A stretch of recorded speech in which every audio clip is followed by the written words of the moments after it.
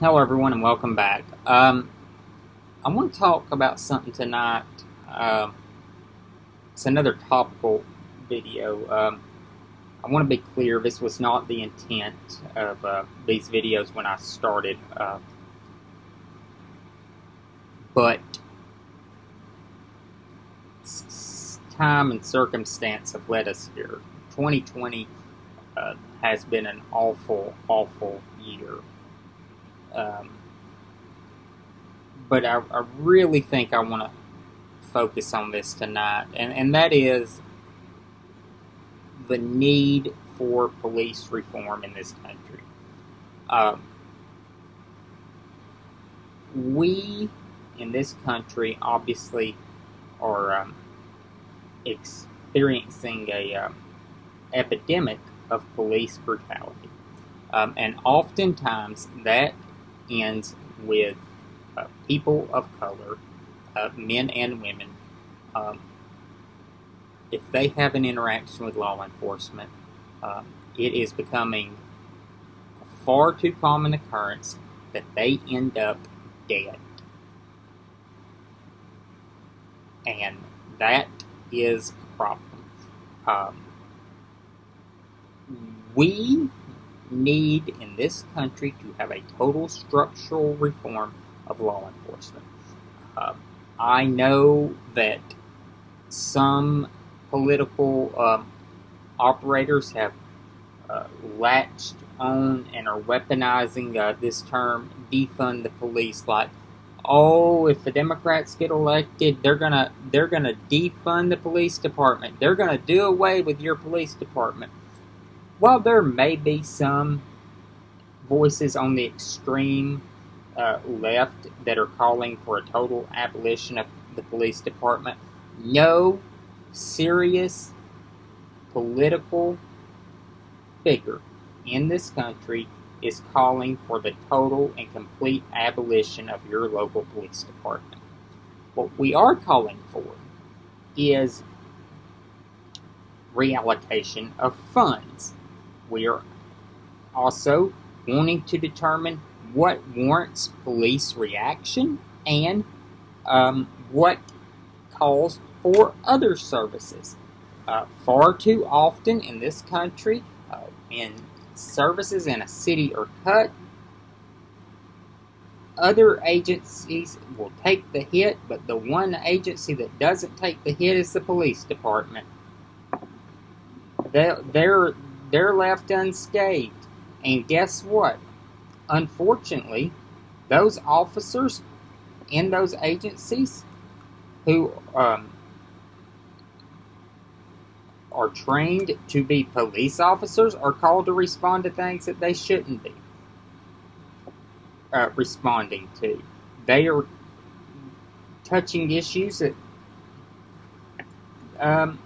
do not warrant police reaction. We need to reinvest in education in this country. We need to invest in mental health services. Need to invest in social services. A whole wide range of issues and agencies and priorities that we have really fallen behind on.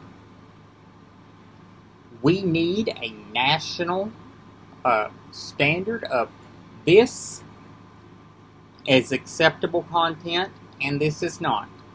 We need to end qualified immunity. Full stop. We need to ban the chokehold. We need to mandate that body cameras are worn by all officers at all times, and they're turned on. We need also to demand that disciplinary records remain public and are accessible by the public, and that even if a disciplinary action falls off the record, so to speak, like say that it's like if you work somewhere and they have a point system in it. your points fall off. That those incidents, while they may not be considered an infraction against department policy any longer, that those remain viewable. We also need to end this practice of gypsy cops that occur in some agencies, where someone is a problem officer in one agency or department, so they're shipped off to another department in another city, in another town. That needs to stop. We also need to have a uniform reporting system for these type of incidents. And we need to have a viewable porthole online for complaints against police officers in cities. We need to have just a robust debate about all aspects of this. I also think that we need to also have a serious discussion about the need for SROs. In the past, I have been very supportive of SROs, but the more research I have read recently on SROs, I am convinced that we do not. And I am sure there are SROs in this country who do a fabulous job, who are a positive influence in those schools and are a vibrant part of that community. But I am also going to tell you that there's a lot of research that suggests that that is a marginal percentage of them. And that in most schools they cause alienation. They actually, those schools have higher incidents of violence, and it continues the school to prison pipeline. That is an epidemic in this country, in certain communities. And we need to have educational standards for law enforcement. In this country, if you are going to be a nurse, you have to do a minimum of 2 years post-secondary education. To be a lawyer in this country, you have to get an undergraduate degree from a 4-year university, and then you take 3 years of postgraduate work in law school. Medical doctors have to also achieve an undergraduate degree and then go to medical school and then complete a residency. In a majority of the United States, all that is required to be a police officer is a high school diploma, and then we send you off to the police academy, and where a majority of that training is physical prowessness and how well you operate a gun. That should change, and change quickly. We need to have a national standard for de-escalation training, and every officer currently on the force in this country should undergo training on it or retraining on it within 1 calendar year of today. We also need to incentivize de-escalation training. We need to take a strong and decisive stand against police unions, because often police unions are the biggest impediment to this problem. I think that it's time to have a robust discussion about public sector unions in this country.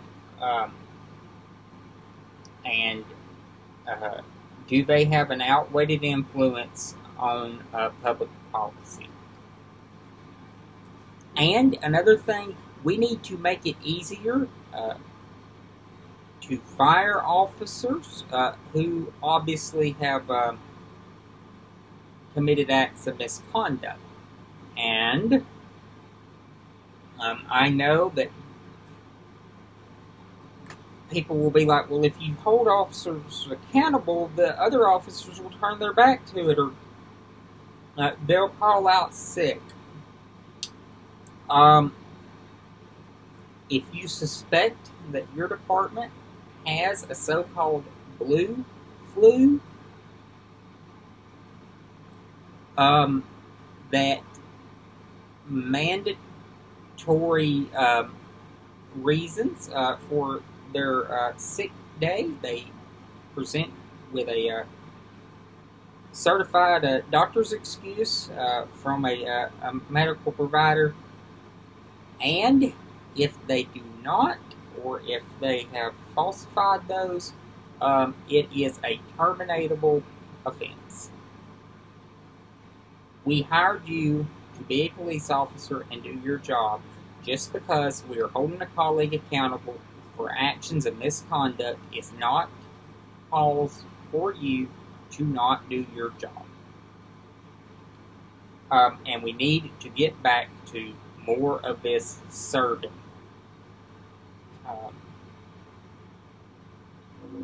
We need more of that. And another thing that I think would be a great thing to look at with police is in large cities, take them out of the car. Have them walk the beat. Because if they're walking the beat, they're interacting with the people in that neighborhood on a human-to-human scale. If they're just driving by, they're not having a real interaction. But if you're walking by, you're having real interaction, and you develop real relationships, and it's not a feeling of advantation. It is a feeling of mutual respect.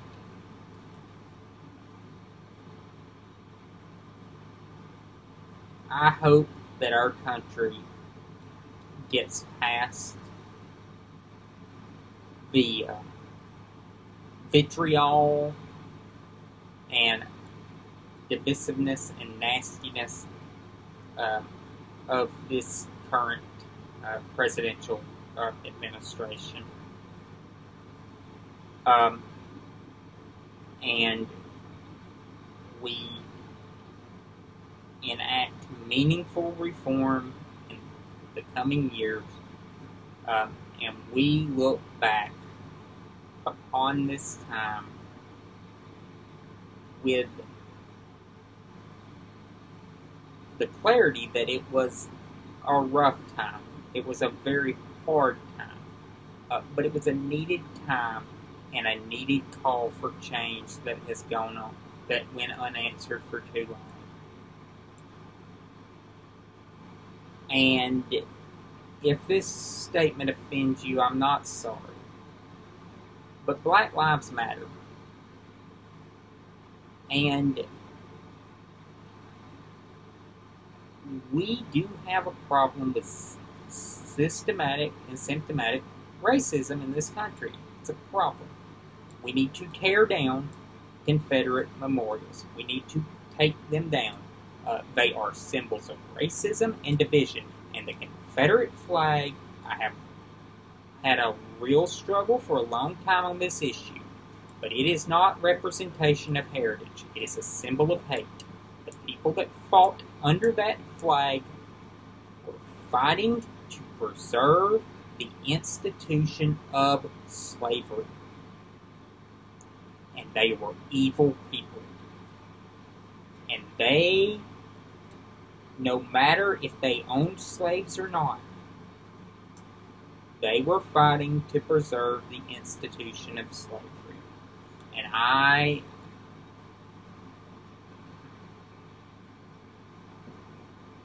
cannot understand how meaningful, rational people support displaying that despicable flag in public once they're educated on the issue. I hope you all have a great day.